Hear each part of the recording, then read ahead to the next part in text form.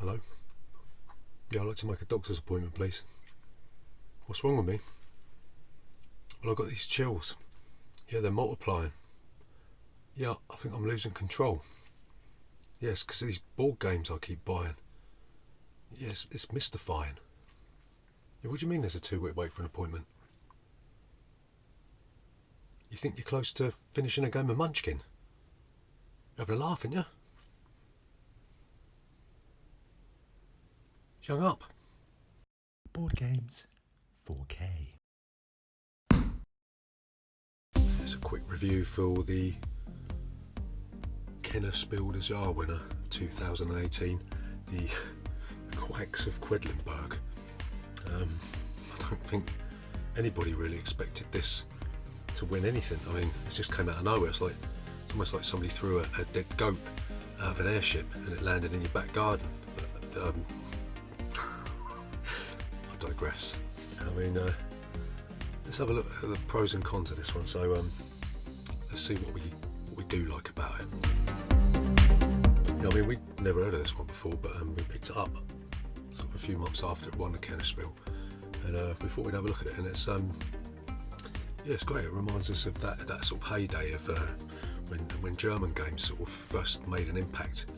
We're not talking about as far back as Settlers of Catan, but when they sort of established themselves in people's minds, and you know, you'd had Stefan Feld making masterpiece after masterpiece, and you got this quintessential sort of German feel to the game, you know, and it really sort of throws back to that sort of era of sort of, you know, sort of late 90s, early 2000s of German design, and yeah, we really enjoy that. It's like a sort of semi-nostalgia in a sense. Yeah, so in this one, what you're basically doing is it's a push your luck game, really. So everyone starts with you've got this cauldron. Everyone starts with a cauldron. It's got like a sort of a track around it, and you start with a certain amount of chips, sort of ingredients that have got a number on them. They've got like a value, and you're putting them in your bag and you're drawing them out, and you're placing them away from the centre, dependent on the number on. So if you draw out, say, a 2, you'll place it 2 spaces away from the chip that you've just placed that's adjacent to it, and you'll keep doing that until you decide to stop, because you've got these things called cherry bombs. So if you draw out 7 or more value of cherry bombs, then your pot explodes and you get a penalty. So it's up to you to decide when you want to stop. So it's like a lot of push your luck games. You need to sort of keep pushing a bit, and eventually your pot's going to blow up. So then you depending on where you stop, you get victory points, money. You can buy extra ingredients to throw in your bag to bulk your bag out, or you can buy fewer ingredients with bigger numbers, and you know, the chances of pulling out cherry bombs increases. But you've got the chance of pulling away from your droplet in the centre. So yeah, and essentially you've got 9 rounds. Sort of event cards come out, and has the most victory points at the end as a winner. Yeah, so another thing we really like about this game, I mean, a lot of people slag this one off for sort of being a bit too luck dependent, but I think that's one of the most exciting things about this game is, you know, when we played it, this is a first playthrough, sort of thoughts for our first playthrough. And when we played it, you know, there was moans and groans all the time.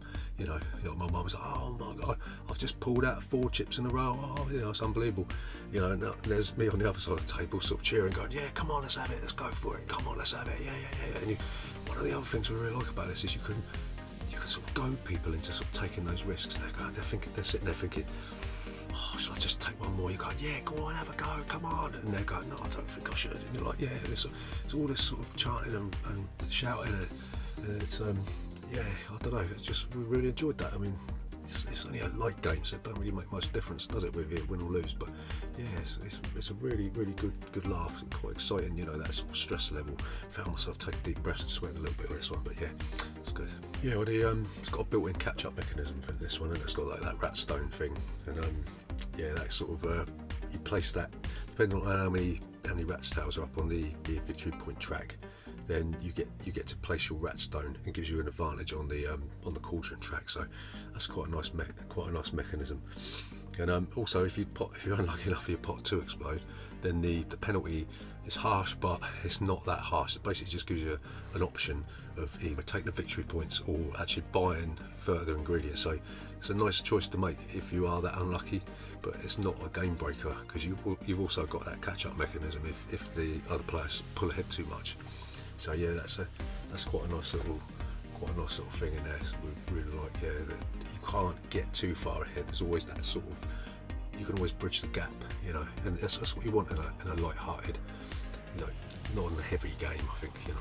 Yeah, well, the art style on this is absolutely fantastic. I mean, it's got like a really nice sort of 3D look to it. I mean, the books look as if they're sort of, the pages are there, you know, so quite a nice sort of 3D style, quite colourful, you know. As we've already said, it takes us back to that sort of heyday of Carcassonne, and you know, when German games were all the rage. So yeah, it's a really pretty game. It's colourful, and yeah, props to Wolfgang Warsch for making sure that it's not a drab, suburbia-esque type affair.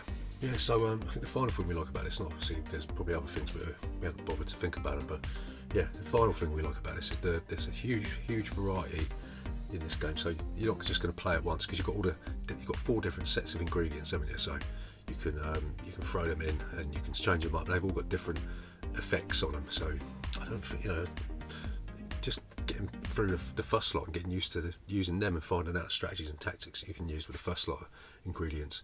And then you've got set 2, 3 or 4, and obviously there's going to be expansion for this one, and they're going to throw more stuff into the pot, no pun intended. But yeah, so there's a huge variety of different things you could do, you know. Even when you're going through the turns, you know, you've got the event cards there, you've got the ingredient cards that aren't available in the first few rounds, and they come out gradually. And yeah, as you're going through the sort of the clean-up phase bit, you know, I can't remember what it's called now, when you're going through the clean-up phase, you've different things that happen, and the last round changes that a little bit as well. So there's a huge amount of variety in this game, and yeah, it's fantastic. So the cons, what didn't we like about it? Well, really, we sort of a bit torn with this one, but trying really hard to think about something we didn't like about this. Look, there is one little thing though, and that's the final round. You know, I've read some people like criticising this game, saying, you know, if you're unlucky enough to, you know, not to blow your pot up in the last round, then blah blah blah blah. Well, that's based on the decisions that you make beforehand, doesn't it? If you've got the right stuff in your bag and you don't take massive risks, you know, then you won't need to blow your pot up in the last round. But anyway, the problem with the last round is there's two problems. It's that there's no real need to buy. There's no need at all to buy chips in the last round because you're not going to be pulling anything else out of your bag, and the rule book's not really clear on what you should do instead of that, because you could just, I mean, we read through the rule book a few times and there's no mention of making any choice. You know, if you blow your pot up, usually you make a choice, don't you? But there's no mention of making a choice.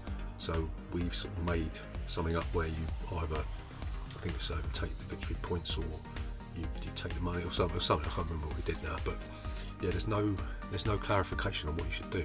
So you could just, you know, go all hell for leather, blow your pot up, and there you go. Don't matter, do it. You know what I mean? And in the final round, it's almost like the designer didn't really. He felt that because of the problem with not having to buy chips or anything, he felt that he had to have something to change up in the final round. It's almost like he didn't really know how to finish the game. Do you know what I mean? And we're hoping that if an expansion does come out for this one, that's going to get fixed or something, because it's a bit feeble.